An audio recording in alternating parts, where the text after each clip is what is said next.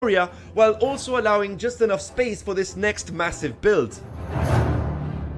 Now I know this is a little absurd and you might just think there would be better ways of doing this, but trust me, this took so many hours of mindless calculations and complicated measurements just to get this massive spiraling staircase to line up perfectly with the entrance into the mines. I've actually decided to use a different set of blocks for this just to create a darker, creepier looking theme. Of course, I really like the look of this. We have a giant chained lantern hanging down from the ceiling and just a bunch of candles spiraling down the staircase. If we continue our way down to the bottom floor, we can simply break through this wall, and as you can see, we now find ourselves perfectly aligned with this absolutely gigantic hall. Progress. We have clearly done quite a huge upgrade compared to how things were before, but this project is about to get a whole lot crazier as we try and decide what on earth we're going to do with this massive hall. I do have a rough idea, so we're going to start this off with two massive statues guarding the entrance, just trying to use up as much of the free space as possible.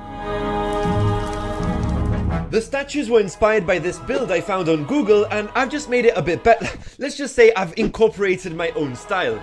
So now it's just down to redesigning the pillars to match with the rest of the theme. I'm still not even fully convinced about these dark looking colors, but it's a bit too late to turn back now. The size of this build is already getting absolutely insane. I know I get carried away quite a lot, but this has to be the biggest addition to Kingdoms of Gaming to date.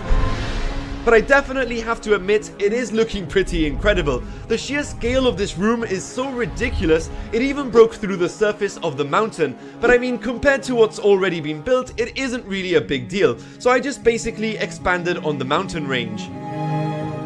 So all I have to do now is very carefully finish up all the final details of this massive hall, building everything from fire pots to giant detailed banners, pretty much fixing any missing parts, improving the floor designs, the ceiling, and anything I can find that pretty much just needs some extra work. Now you must be wondering, what's the point of this gigantic hall anyway? Well, I've